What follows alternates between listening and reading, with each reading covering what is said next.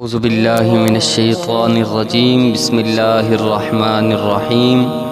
سلسلہ حضرت خالد بن ولید رضی اللہ تعالی عنہ کی گزشتہ قسط میں ہم نے بیان کیا تھا کہ کس طرح اہل مدینہ یعنی اہل اسلام نے اپنے دفاع کے لیے خندق مدینہ کے ایک جانب کھودی تھی، اور جب لشکر قریش مدینے پر حملے کی غرض سے مدینے کی سرحد پر پہنچتا ہے تو وہ اپنے سامنے ایک خندق کو دیکھتا ہے تو وہ حیران ہو جاتے ہیں۔ پھر ان کے درمیان یہ فیصلہ ہوتا ہے کہ ہم اہل مدینہ والوں کا محاصرہ کریں گے، اور جب یہ محاصرہ طول پکڑے گا تو ان کے پاس خوراک ختم ہو جائے گی، اور جب خوراک ختم ہو جائے گی تو وہ یقیناً آمنے سامنے کی جنگ لڑیں گے، اور اس طرح ہم انہیں ہمیشہ کے لیے ختم کر دیں گے۔ دوستو، اس سلسلے کی 11ویں قسط اب ہم بیان کر رہے ہیں۔ اللہ کریم ہمیں حق اور سچ بیان کرنے کی توفیق عطا فرمائے۔ دوستو، مورخ ابن حشام نے لکھا ہے کہ اس کیفیت میں کہ شہر میں خوراک کا کوئی ذخیرہ نہ تھا، لوگوں کو روزانہ نصف خوراک دی جا رہی تھی۔ منافقین اور یہودی تخریب کار در پردہ حرکت میں آ گئے تھے۔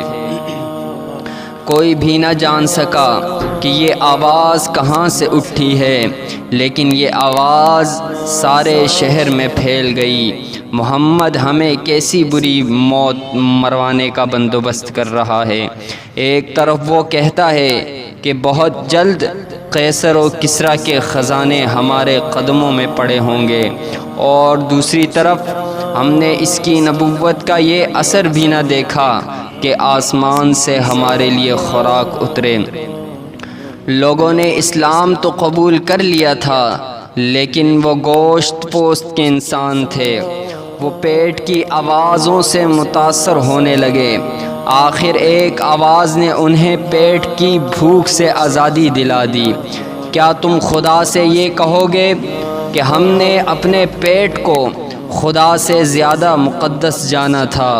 یہ ایک رعد کی کڑک کی طرح آواز تھی جو مدینے کے گلی کوچوں میں سنائی دینے لگی۔ آج خدا کو وہ لوگ عزیز ہوں گے جو اس کے رسول صلی اللہ علیہ وسلم کے ساتھ ہوں گے، بھوکے اور پیاسے۔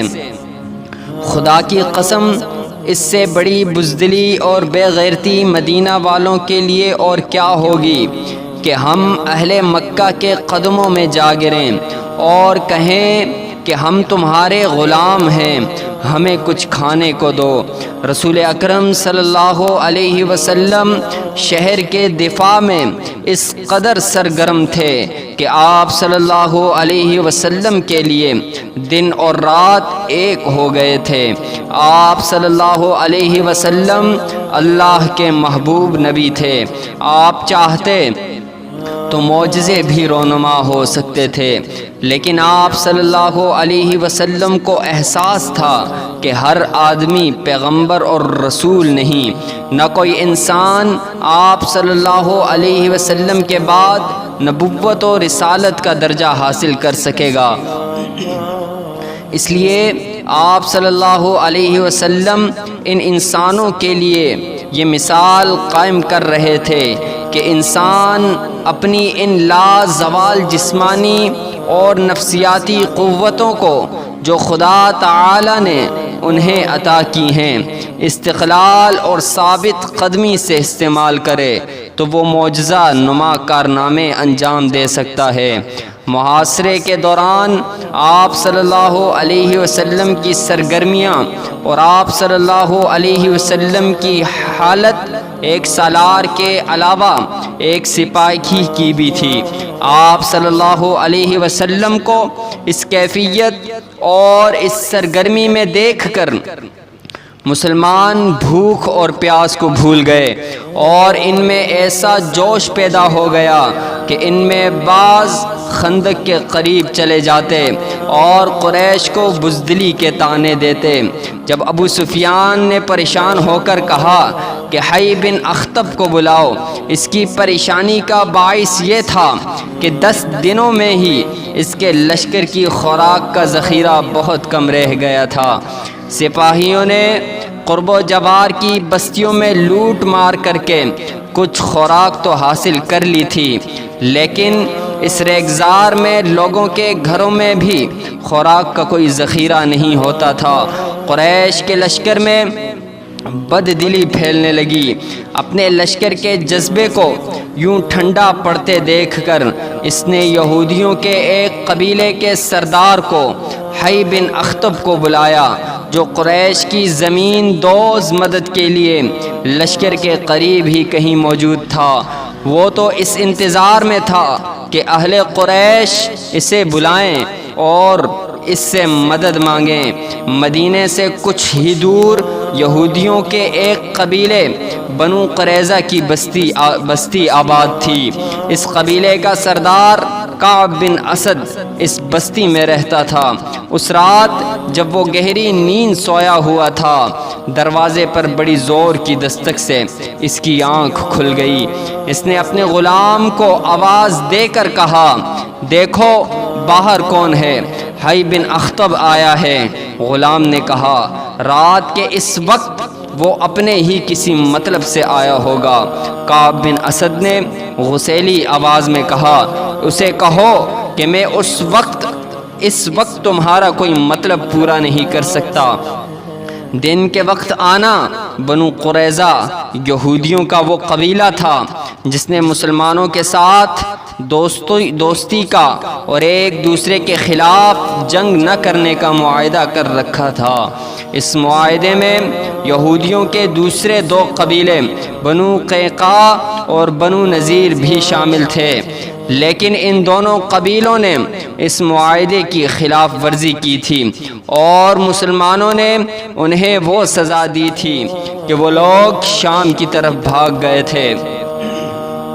صرف بنو قریظہ تھا جس نے معاہدے کو برقرار رکھا اور اس کا احترام کیا۔ مسلمان جنگ خندق میں اس قبیلے کی طرف سے ذرا سا بھی خطرہ محسوس نہیں کر رہے تھے۔ حی بن اخطب بھی یہودی تھا۔ وہ کعب بن اسد کو اپنا ہم مذہب بھائی سمجھ کر اس کے پاس گیا تھا۔ وہ کعب بن اسد کو مسلمانوں کے خلاف اکسانا چاہتا تھا، اس لیے وہ غلام کے کہنے پر بھی وہاں سے نہ ہٹا۔ کعب بن اسد نے پریشان ہو کر اسے اندر بلا لیا۔ میں جانتا ہوں تم اس وقت میرے پاس کیوں آئے ہو۔ کعب بن اسد نے حی سے کہا، اگر تم ابو سفیان کے کہنے پر آئے ہو تو اسے کہہ دو کہ ہم نے مسلمانوں کے ساتھ جو معاہدہ کیا ہے اس پر مسلمان پوری دیانتداری سے قائم ہیں۔ وہ ہمیں اپنا حلیف سمجھتے ہیں اور انہوں نے ہمیں پورے حقوق دے رکھے ہیں۔ کعب بن اسد ہوش میں آ۔ حی بن اخطب نے کہا، بنو قینقاع اور بنو نذیر کا انجام دیکھ لے۔ مسلمانوں کی شکست مجھے صاف نظر آ رہی ہے۔ خدائے یہودا کی قسم، 10,000 کا لشکر مسلمانوں کو کچل ڈالے گا، پھر یہ مسلمان تم پر ٹوٹ پڑیں گے کہ یہودیوں نے انہیں شکست دلائی ہے۔ تم چاہتے کیا ہو؟ حی کعب بن اسد نے پوچھا۔ قریش کے لشکر کا ایک حصہ پہاڑوں کے پیچھے سے تمہارے پاس پہنچ جائے گا۔ حی نے کہا، تمہاری موجودگی میں یہ سپاہی مسلمانوں پر عقب سے حملہ نہیں کر سکتے۔ تم اپنے قبیلے سمیت قریش سے مل جاؤ اور مسلمانوں پر اس طرح سے حملہ کرو کہ تمہیں جم کر نہ لڑنا پڑے، بلکہ ضرب لگا کر پیچھے ہٹ آؤ۔ اس سے قریش کو یہ فائدہ ہوگا کہ مسلمانوں کی توجہ خندق سے ہٹ جائے گی اور قریش کا لشکر خندق کو عبور کر لے گا۔ اگر میں تمہاری بات مان لوں اور ہمارا حملہ وہ کام نہ کر سکے جو تم چاہتے ہو تو جانتے ہو مسلمان ہمارے ساتھ کیا سلوک کریں گے؟ کعب بن اسد نے کہا، تم مسلمانوں کے قہر و غضب سے واقف ہو؟ کیا بنو قینقاع اور بنو نذیر کا کوئی ایک بھی یہودی تمہیں یہاں نظر آتا ہے؟ ابو سفیان نے سب کچھ سوچ کر تمہیں معاہدے کی دعوت دی ہے۔ حی بن اخطب نے کہا، اگر مسلمانوں کا قہر و غضب تم پر گرنے لگا تو قریش کے لشکر کا ایک حصہ تمہارے قبیلے کی حفاظت کے لیے شیخین اور لاوا کی پہاڑیوں میں موجود رہے گا۔ وہ شب خون مارنے والے تجربہ کار سپاہیوں کا لشکر ہوگا جو مسلمانوں کو تمہاری طرف آنکھ اٹھا کر بھی دیکھنے کی مہلت نہیں دیں گے۔ تم مجھے اتنے بڑے خطرے میں ڈال رہے ہو جو میرے پورے قبیلے کو تباہ کر دے گا۔ کعب بن اسد نے کہا، تمہارا قبیلہ تباہ ہو یا نہ ہو، اہل قریش اتنی قیمت دیں گے جو تم نے کبھی سوچی بھی نہ ہوگی۔ حی نے کہا، یا اپنے تعاون کی قیمت خود بتا دو، جو کہو گے، جس شکل میں مانگو گے تمہیں قیمت مل جائے گی اور تمہارے قبیلے کو پورا تحفظ ملے گا۔ مسلمان اگلے چند دنوں میں نیست و نابود ہو جائیں گے، تم اس کا ساتھ دو جو زندہ رہے گا اور جس کے ہاتھ میں طاقت ہوگی۔ کعب بن اسد آخر یہودی تھا، اس نے زر و جواہرات کی لالچ میں آ کر حی بن اخطب کی بات مان لی۔ ناظرین گرامی، اس واقعے سے وابستہ مزید احوال ہم اگلی قسط میں بیان کریں گے۔ ان دلچسپ واقعات سے لمحہ بلمحہ آگاہ رہنے کے لیے ہمارے اس چینل کو سبسکرائب کریں اور بیل آئیکن کو ضرور دبائیں۔ دوستو، اگلی ویڈیو آنے تک اپنا اور اپنے ہمسایوں کا خیال رکھیں۔ اللہ نگہدار۔